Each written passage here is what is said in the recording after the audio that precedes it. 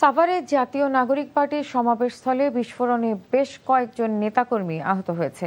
রাতে থানা স্ট্যান্ড ঈদগাহ মাঠে সমাবেশ চলাকালে এ বিস্ফোরণের ঘটনা ঘটে। প্রতিবাদে থানার সামনে অবস্থান নিয়েছে দলের নেতাকর্মীরা। এর আগে গাজীপুরে মাসব্যাপী পদযাত্রা কর্মসূচি শুরু করে দলটি। সালাউদ্দিন কাদেরের রিপোর্ট। পদযাত্রা কর্মসূচির অংশ হিসেবে সোমবার রাত 10:30টার দিকে সাভারে সমাবেশ করছিল এনসিপি। সেখানে বক্তব্য রাখছিলেন নাবিলা তাসনিদ। হঠাৎ সেখানে বিস্ফোরণ ঘটলে নেতাকর্মীরা আতঙ্কে ছোটাছুটি করতে থাকেন। মঞ্চ থেকে মাইকে তাদের শান্ত থাকার আহ্বান জানানো হয়।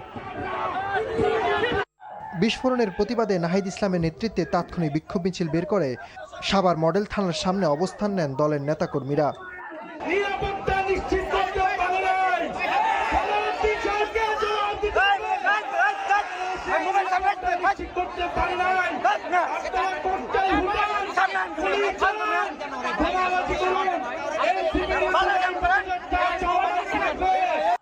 সাভারে হামলার প্রতিবাদে রাজধানীর বাংলা মোটরে বিক্ষোভ মিছিল করে এনসিপির নেতাকর্মীরা।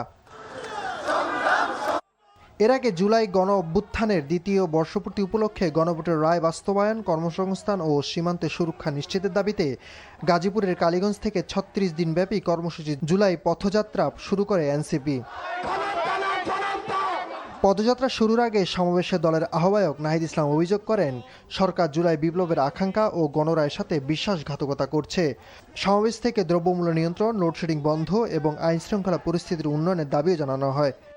এই বিএনপি সরকার গণভোট এবং জুলাই সনদকে এখন অস্বীকার করছে, জনগণের সাথে প্রতারণা করছে, জাতির সাথে গাদ্দারি এবং বিশ্বাসঘাতকতা করছে। প্রিয় এলাকাবাসী, আমরা 5টা দাবি নিয়ে এসেছি।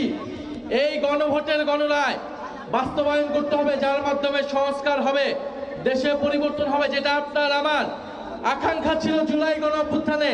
যে আকাঙ্ক্ষার কারণে আমরা এই পরিবর্তন দেখার জন্যই শেখ হাসিনার বিরুদ্ধে রাজপথে নেমেছিলাম। মাসব্যাপী পদযাত্রার কর্মসূচিতে সারা দেশ প্রদক্ষিণ করবে এনসিপি। সালাউদ্দিন কাদের, এনটিভি নিউজ, ঢাকা।